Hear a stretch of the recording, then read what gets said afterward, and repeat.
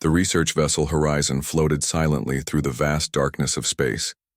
Captain Jake Morrison stood on the bridge, staring at the massive object on his screen. It was bigger than 3 football stadiums put together, dark and silent, like a sleeping giant. The ship's sensors had picked it up 3 hours ago, and now they were close enough to see its strange shape. "What do you think it is, Captain?" asked Dr. Lisa Parker as she walked up beside him. She was the ship's expert on alien life, though they had never found any real aliens before. Her blonde hair was tied back in a simple ponytail, and her blue eyes showed excitement mixed with worry. Jake rubbed his chin and looked at the readings again. "I don't know, Lisa. It's made of materials we've never seen before. The computer says it's at least 10,000 years old, maybe older." Lieutenant Commander Ryan Clark joined them at the viewing window. He was a big man with broad shoulders and the kind of muscles that came from years of military training. "Could be dangerous, sir. Maybe we should keep our distance." Jake shook his head. "This could be the discovery of a lifetime. We can't just fly away without learning more." He turned to his crew. "Prepare the shuttle, we're going aboard." Dr. Parker gathered her scanning equipment while Ryan assembled a security team. Engineer Pete Williams checked all the tools they might need to cut through alien metal or bypass strange locks. Danny Martinez, a small man who fixed things around the ship, helped load the equipment. Nobody paid much attention to Danny. He was quiet and did his job without complaining, but he wasn't important enough for missions like this. The shuttle ride to the alien ship took 20 minutes. As they got closer, Jake could see details that the main ship's cameras had missed. The hull was covered in symbols that looked like they had been carved by hand. Some sections glowed with a faint blue light that pulsed like a heartbeat. "There," Pete pointed to a section of the hull. "That looks like it might be a door." The shuttle docked with a soft bump. Ryan and his 2 security officers went through. First, weapons ready. The air inside the alien ship was breathable but smelled like old metal and something else they couldn't identify. Emergency lights flickered on as they walked through the corridors, as if the ship knew they were there. "This place gives me the creeps," whispered one of Ryan's men. The corridors were huge, built for beings much taller than humans. Strange pictures covered the walls, showing tall figures in armor fighting battles across different worlds. Dr. Parker took photos of everything while Pete scanned for technology they might be able to understand. They walked for what felt like hours through the maze of corridors. Every room they found was empty, except for dust and broken furniture. Jake was starting to think the whole ship was deserted when they found the chamber. It was round and huge, with a ceiling that disappeared into darkness above. In the center stood a crystal box as tall as a small building.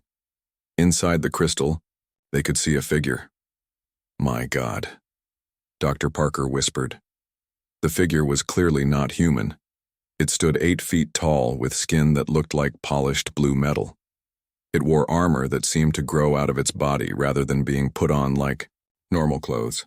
Its face was strong and proud, with eyes closed as if it was sleeping. Strange tubes and wires connected the crystal box to machines built into the walls. "Is it alive?" Jake asked. Lisa set up her scanner and ran it over the crystal box. The readings made her eyes go wide.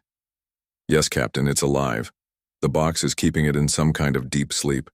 All its body functions are slowed down to almost nothing, but it's definitely alive." Ryan kept his weapon pointed at the crystal box. "How long? Has it been sleeping?" "According to these readings, at least 10,000 years. Jake walked slowly around the crystal box, studying the sleeping alien. "Look at the size of it. And that armor. This thing was built for war." The walls around the chamber were covered in more symbols and pictures. Dr. Parker photographed them all while Pete examined the machines that kept the crystal box running. As Lisa worked, her scanner began beeping faster and faster. "Captain, something's happening. The machine is responding to our presence." The crystal box began to glow brighter. The sleeping alien's chest started rising and falling more quickly. Tubes disconnected themselves with soft hissing sounds. The alien's eyes snapped open. They were golden and bright, like looking into the sun. The alien looked around the chamber until its gaze fell on the humans. Its mouth opened and it made a sound like thunder mixed with the roar of a wild animal. The crystal box split open down the middle with a crack that echoed through the chamber. The alien stepped out, moving like a cat despite its huge size. When it stood at full height, the top of Jake's head barely reached its chest. The alien spoke in a voice that shook the floor. None of them understood the words, but the meaning was clear. This was a warrior, and it was not happy to be awakened. Ryan raised his weapon, but Jake put a hand on his arm. "Wait, let's see what it wants."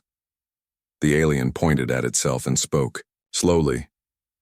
"Zarthok." "That's its name," Dr. Parker said quietly. Zarthok looked at each human in turn, studying them like a teacher might study students. It spoke again, and this time some of the words sounded almost familiar. The ship's computer had been recording everything and trying to translate. "Kethavar," the computer's voice said through their earpieces. "Empire, warrior, challenge." Zarthok walked to the wall and touched one of the pictures. It showed alien warriors fighting creatures from different worlds. The alien pointed to the picture, then to itself, then to the humans. "I think it wants to fight us," Ryan said, tightening his grip on his weapon. The alien seemed to understand some of what Ryan said. It smiled, showing teeth like white knives. It spoke again, and the computer translated more words. "Weak, small, test, prove." Jake stepped forward carefully. "We're not here to fight, we're explorers, scientists." Zarthok tilted its head like it was trying to understand. It walked over to a section of the wall and pressed its hand against the metal. The wall lit up and showed more pictures.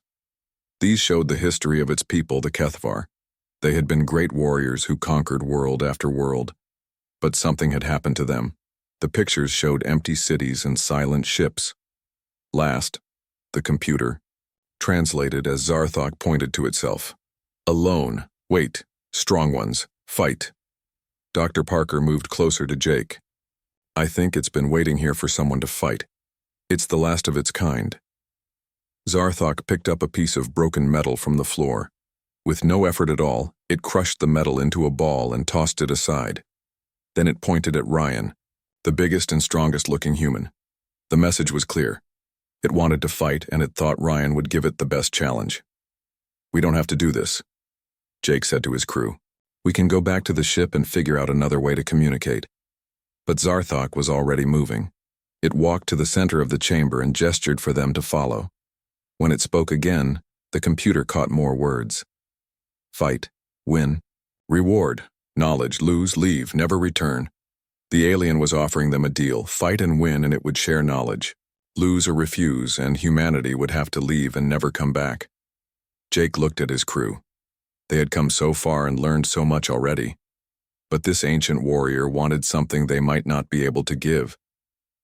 Zarthok waited patiently, golden eyes watching them decide their fate.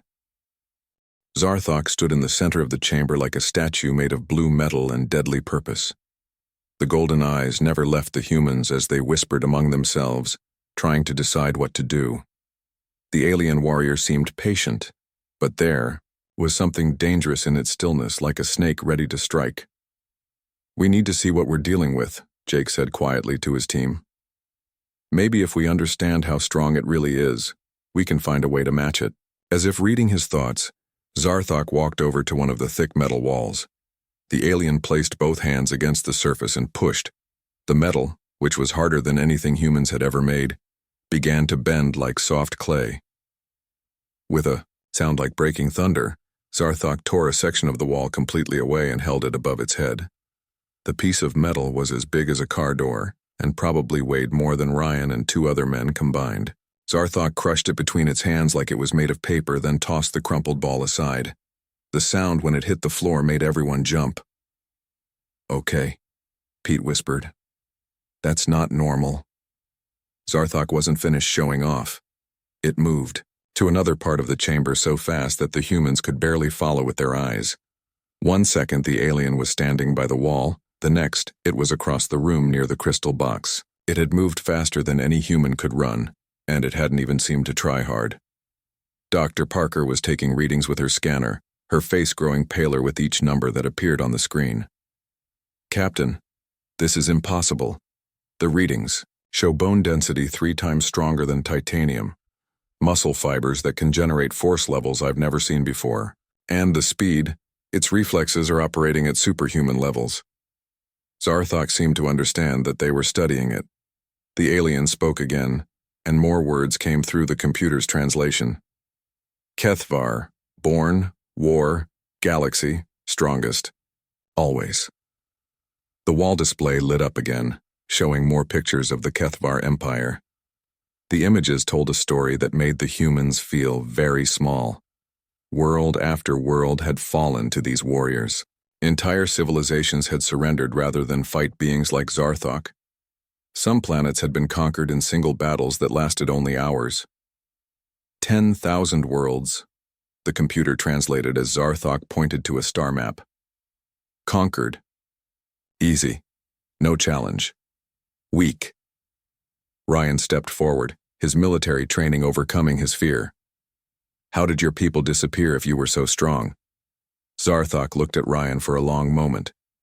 When it spoke, its voice carried something that might have been sadness. "Evolved beyond physical, left me chose warrior honor." Dr. Parker interpreted the broken translation. "I think its people evolved beyond physical bodies. They left him behind because he chose to remain a warrior." "Alone," Zarthok said, and this time the word came out clearly in English. "Wait. Search. Worthy. Fight." The alien walked back to the center of the chamber and gestured for the humans to come closer. When they were all standing in front of it, Zarthok began speaking in longer sentences. The computer worked hard to translate the complex ideas. Challenge. You. Strongest. 5 minutes. Survive. Win. Knowledge. Weapons. Technology. Make you. Strong. Like gods. Jake felt his heart race. What kind of knowledge? The wall displays showed images of weapons that could destroy planets, ships that could travel between stars in days instead of years, and medical technology that could heal any wound or cure any disease. The Kethvar had knowledge that would advance human civilization by thousands of years, but Zarthok continued. Lose, quick, weak, mark you, unworthy, never, expand beyond your small system. The threat was clear. If they failed the challenge, Zarthok would somehow prevent humanity from ever exploring beyond their own solar system. They would be trapped forever on Earth and the few colonies they had already built. What exactly does the challenge involve? Jake asked. Zarthok smiled, showing those sharp white teeth again. Fight. Hand. Combat. No weapons. 5 minutes. Still. Standing. You win. Ryan looked at his captain. Sir, I volunteer. Ryan, you saw what it did to that wall. It'll kill you in seconds. Maybe, but I'm the strongest person here. If anyone has a chance, it's me. Zarthok seemed pleased by Ryan's courage. The alien nodded with what might have been respect. You, warrior. Good. We fight. Now. Before anyone could stop him, Ryan handed his weapon to Pete and walked into the center of the chamber. He was a big man, 6 feet tall, and built like a professional athlete. He had trained in multiple martial arts and had fought in real combat during his military service. But standing next to Zarthok, he looked like a child next to an adult. Begin, Zarthok said. Ryan tried to use his training. He moved in carefully, looking for an opening while staying ready to dodge. He threw a quick punch toward the alien's midsection, putting all his strength behind it. Zarthok caught Ryan's fist in one hand like catching a thrown ball. The alien's grip was so strong that Ryan couldn't pull his hand free. With its other hand, Zarthok pushed Ryan gently in the chest. The gentle push sent Ryan flying backward across the chamber. He hit the wall hard and slid to the floor, gasping for breath. The whole fight had lasted less than 10 seconds. 2. Weak, Zarthok said, shaking its head. Dr. Parker ran to check on Ryan while Pete stared at the alien warrior. My turn, Pete said. Pete, no, Jake started to say, but the engineer was already walking forward. I'm not as strong as Ryan, but maybe I can be smarter about this. Pete had brought some of his tools with him. He activated a small device that created a bright flash of light, hoping to blind the alien temporarily. Zarthok barely blinked. Pete tried to use a sonic disruptor that should have affected the alien's balance. Zarthok stood perfectly still. When Pete tried to run around behind the alien, Zarthok moved with that impossible speed again. One moment Pete was running, the next he was on the ground with Zarthok standing over him. The alien hadn't even seemed to try hard.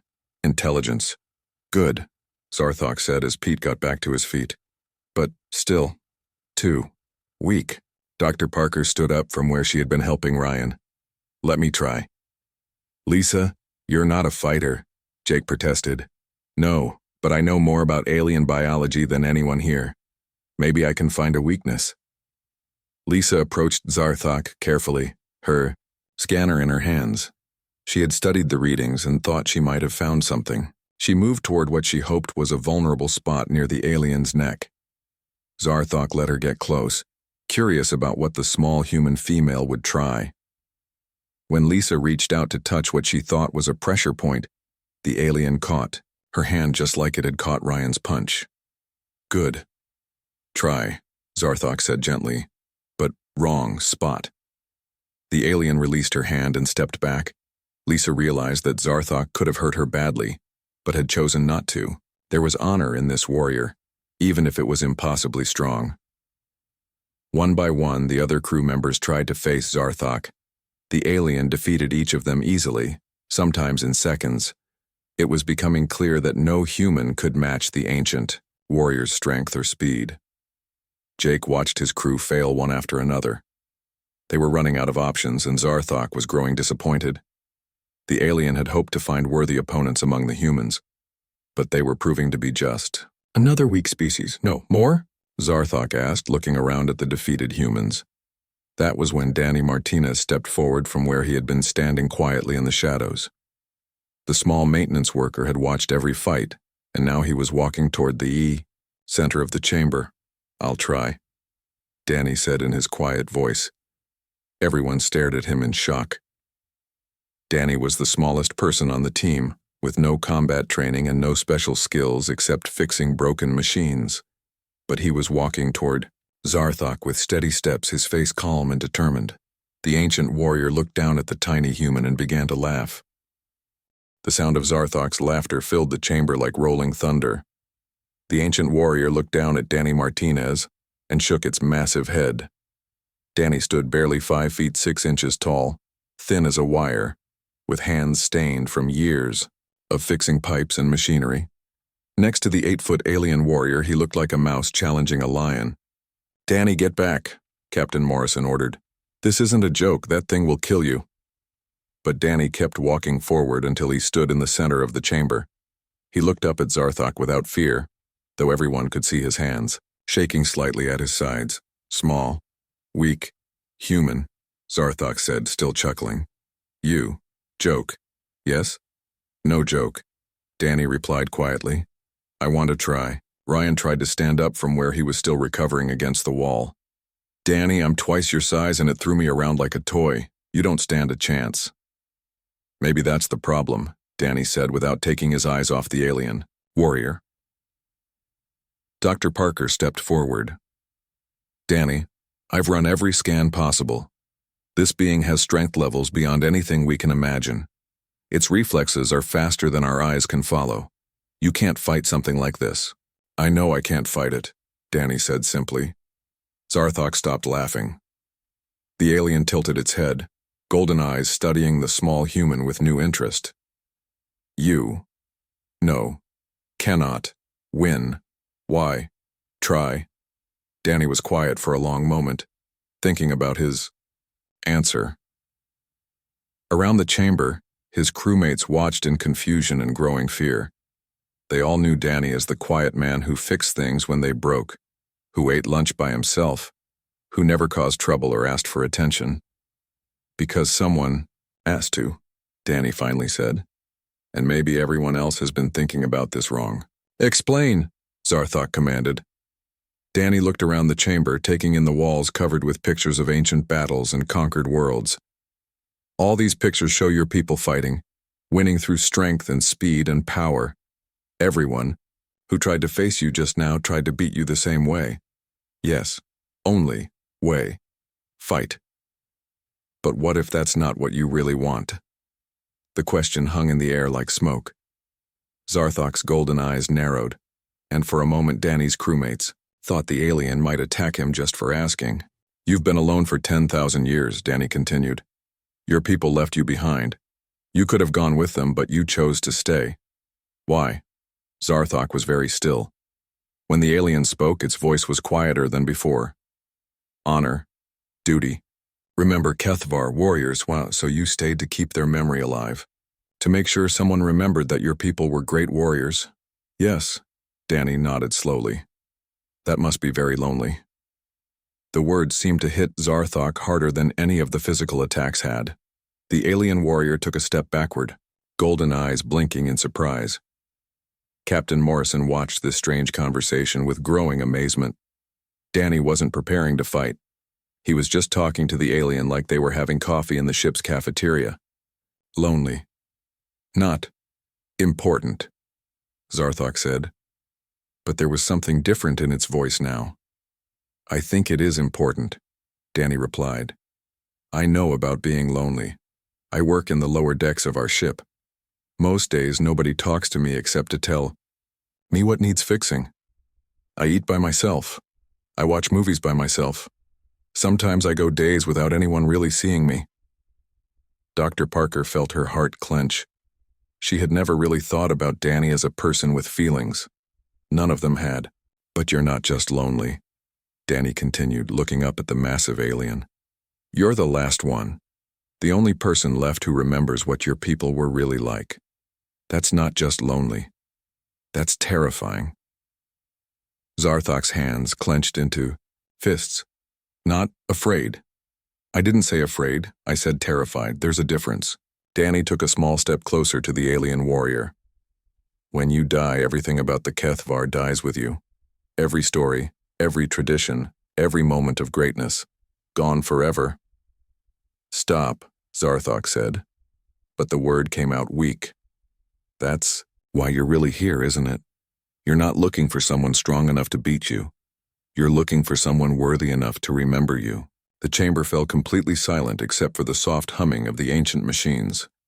Everyone stared at Danny in shock. The small maintenance worker had seen something that all of their strength and intelligence had missed. Zarthok looked down at Danny for a long time. When the alien spoke again, its voice was barely above a whisper. How? You? No? Because I understand what it's like to be forgotten while you're still alive, Danny said. The difference is, you're the only one left to remember an entire civilization. I can't imagine how heavy that must feel. The alien warrior sat down heavily on the floor, bringing its eyes closer to Danny's level. For the first time since waking, up, Zarthok looked tired.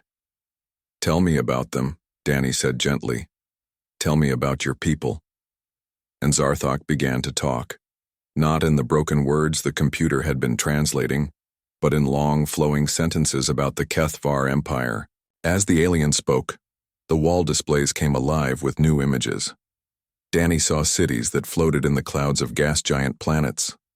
He saw Kethvar warriors training not just for battle, but in art and music and poetry. He learned that they hadn't just conquered worlds. They had protected weaker species from even more dangerous threats. Beautiful, Danny said as he watched images of Kethvar children learning to fly in low-gravity gardens. They weren't just warriors. They were people. Yes, people. Like you. Different. Bodies. Same. Hearts. Dr. Parker was recording everything, but she found herself listening not as a scientist but as someone learning about neighbors she would never meet. What happened when they evolved? Danny asked. How did that feel? Zarthok was quiet for a moment. They became light, energy. Pure thought said, come with us, leave body behind. But you didn't want to. Couldn't. Someone must remember. Physical, life, joy, pain, touch, taste, without, body. Who, remember what, we were? Danny nodded, understanding. So you stayed behind to be their memory. Yes, but no one. To share with no one care about HFY Stories. Captain Morrison felt something shift inside his chest. This wasn't an alien monster threatening humanity. This was a person carrying an impossible burden alone. I care, Danny said simply. I want to hear all of it. Zarthok looked at Danny with something like wonder. You, small, weak, why care about dead people? Because they were important to you, and that makes them important.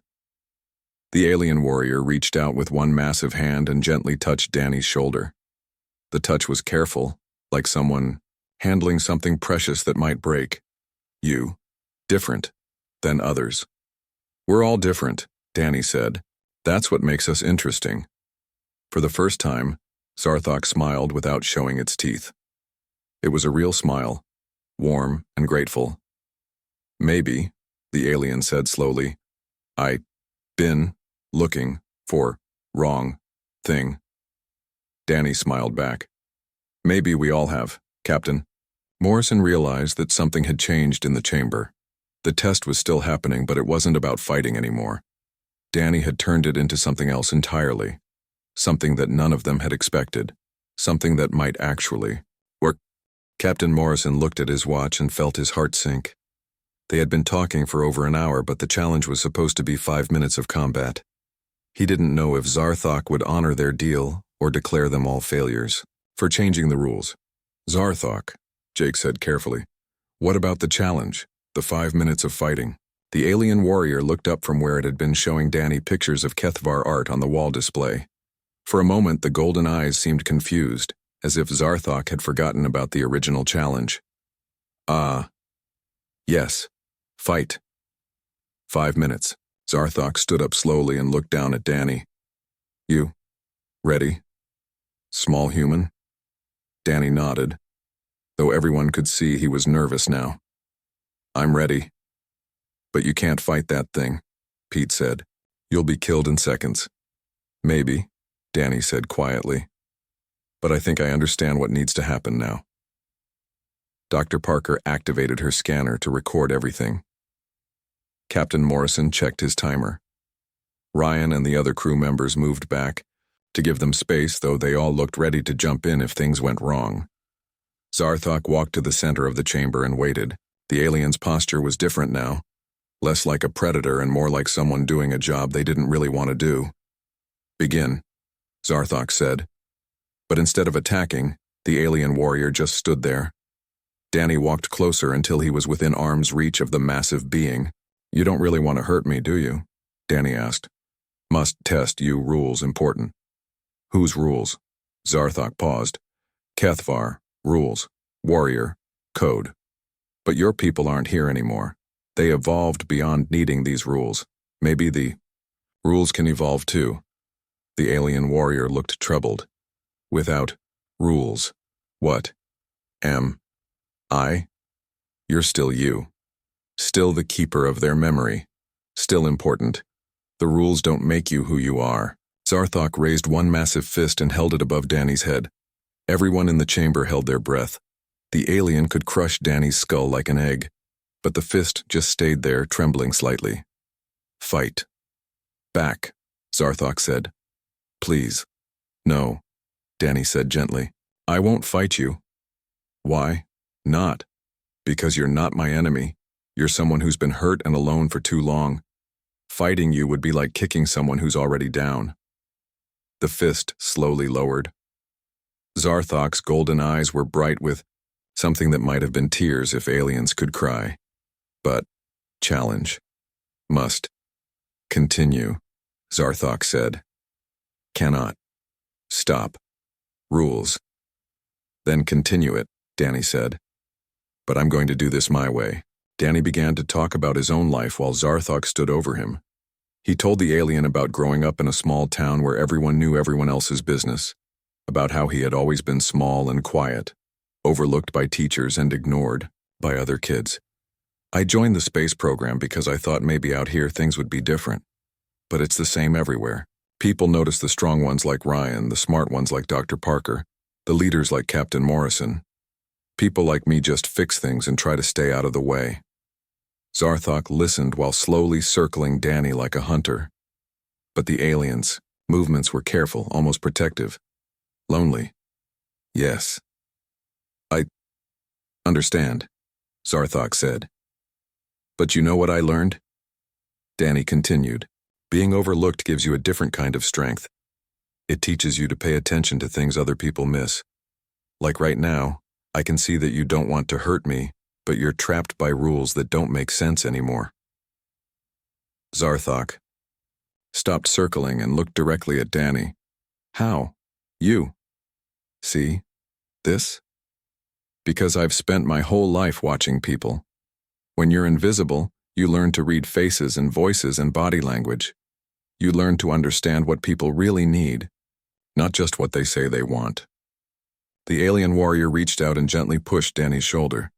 It was barely a touch, but Danny staggered backward. He was so much smaller than Zarthok that even the gentlest contact could knock him down. Weak, Zarthok said sadly. Cannot. Survive. Real. Fight. Danny got back to his feet and walked closer again. Physical strength isn't the only kind of strength. What? Other? Kind?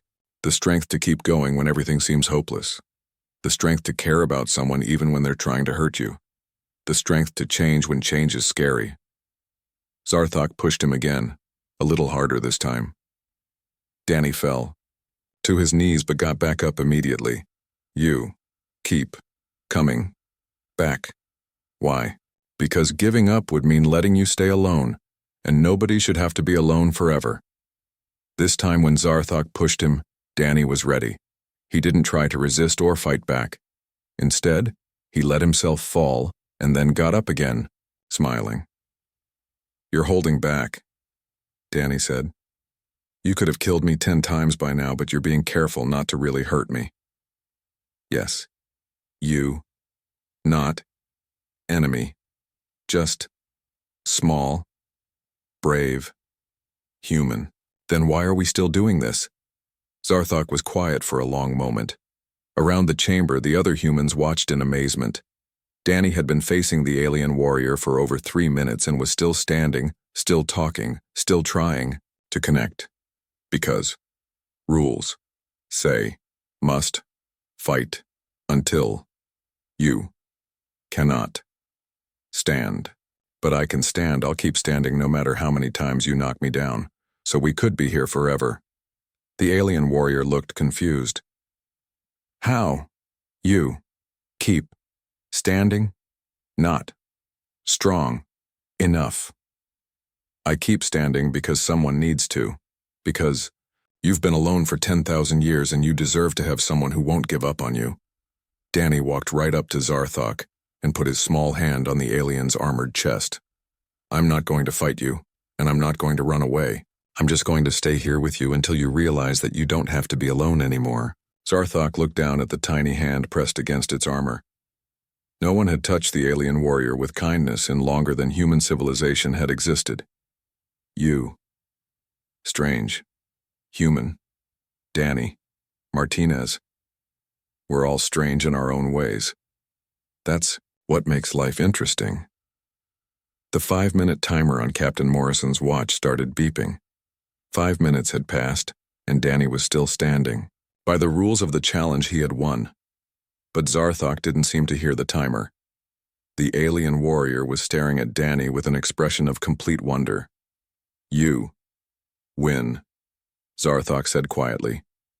We both win, Danny replied, because now neither of us has to be alone. For the first time in 10,000 years, Zarthok smiled a smile of pure happiness. The ancient warrior knelt down so its eyes were level with Danny's. Yes, Zarthok said. We both win. Captain Morrison realized that something impossible had just happened. The smallest, weakest member of his crew had just defeated the most powerful warrior in the galaxy. Not through strength or speed or intelligence, but through something much more rare. Through simple human kindness. The chamber was completely silent except for the soft humming of ancient machines. Zarthok knelt in front of Danny, golden eyes staring at the small human who had just done something impossible.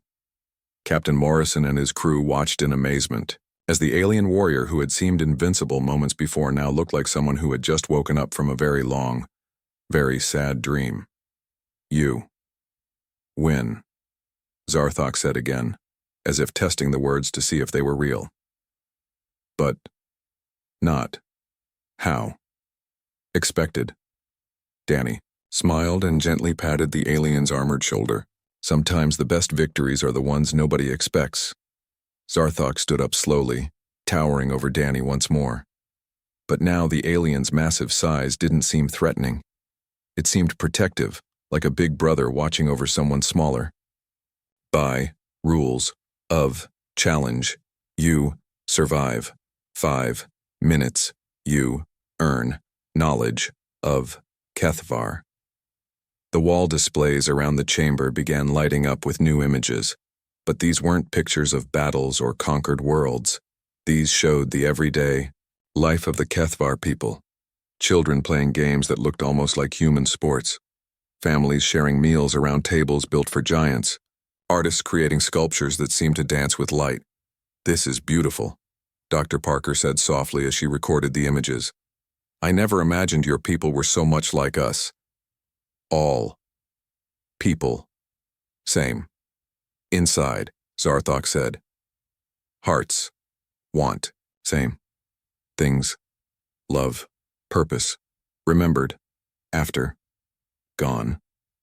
Captain Morrison stepped forward carefully. "Zarthok, about the knowledge you promised, the technology and weapons." The alien warrior looked at Jake with something that might have been amusement. "You still think about weapons after what happened here? Well, we did win the challenge according to your rules." "Yes, rules, followed, promise, kept." Zarthok walked over to a section of wall that looked different from the others. When the alien pressed its hand against the surface, a hidden panel slid open. Inside was a small crystal that glowed with soft blue light. "This contains all knowledge of Kethvar Empire, technology, medicine, art, history, everything." Pete's eyes went wide. "Everything? That's thousands of years of advanced civilization." "Yes, but not most important gift." "What's more important than that?" Ryan asked as he limped over, still sore from his brief fight with Zarthok. The alien warrior looked at Danny. "Most important gift, already given, understanding, that, strength, not, always, physical, that, compassion, more, powerful, than, force." Danny felt his face get warm. He wasn't used to being the center of attention, especially not for doing something good. "You showed me truth. I forgot," Zarthok continued. "My people, not remember, for fighting, remember, for living, for caring, for making galaxy better place." The alien walked back to the crystal chamber where it had been sleeping for 10,000 years. For a moment, Danny thought Zarthok was going back to sleep. But instead, the alien began pressing buttons on the control panel. "What are you doing?" Dr. Parker asked. "Shutting down sleep chamber. No more waiting. No more hiding. Time to live again." Captain Morrison felt a mix of excitement and worry. "What will you do now?" Zarthok looked around at all the humans, but its gaze settled on Danny. "If acceptable to you, would like to join your crew, learn about humans, share knowledge of Kethvar, be useful." "Join our crew?" Jake repeated, surprised. "Danny showed me friendship more valuable than victory. Would like to learn more about this friendship." Danny's mouth dropped open. "You want to come with us? If you will have me, ancient warrior, learning to be just person again." Captain Morrison looked at his crew. Dr. Parker was practically vibrating with excitement at the thought of studying an alien culture firsthand. Pete was already imagining all the technology they could learn. Ryan was nodding approval at having someone so strong as an ally. Even the other crew members looked eager. But it was Danny's opinion that mattered most. The small maintenance worker had earned the right to make this decision. "Danny?" Jake asked. "What do you think?" Danny looked up at Zarthok for a long time. The alien warrior waited patiently, golden eyes hopeful but trying not to show it. "I think," Danny said slowly, "that everyone deserves a second chance. And everyone deserves to have friends." Zarthok's face lit up with joy. The alien knelt down again and very gently hugged Danny. It was like being hugged by a mountain, but Danny could feel the warmth and gratitude in the gesture. "Thank you, Danny Martinez. You give me greatest gift, hope." Over the next few hours, they worked together to shut down the ancient ship systems and transfer the Kethvar knowledge crystal to the horizon. Zarthok moved with surprising gentleness around the smaller humans, always careful not to accidentally hurt anyone. Dr. Parker couldn't stop asking questions about Kethvar biology and culture. Pete wanted to know about their engineering and technology. Ryan was curious about their military tactics, though he seemed more interested in their methods of protecting people than conquering them. But Zarthok spent most of the time talking with Danny. The alien warrior seemed fascinated by human concepts of friendship and kindness. Danny told stories about his childhood, about working on the ship, about the small moments that made life worth living. On Kethvar, world, warriors, respected, above, all. Others, Zarthok said as they walked through the corridors of the ancient ship. But I think humans have better idea, all people important, even small, quiet ones. Especially the small, quiet ones, Danny said with a smile. We notice things other people miss. Yes, you notice. I was lonely. Others only see dangerous warrior. When they finally returned to the horizon, the crew had to make some adjustments. Zarthok was too big for normal human furniture, so Pete and his engineering team worked on making special accommodations. Dr. Parker set up a whole new section of the medical bay to study alien physiology. Captain Morrison had to file reports that would probably give his superiors headaches for years. But the biggest change was in how people treated Danny. Word spread quickly through the ship about what had happened in the alien chamber.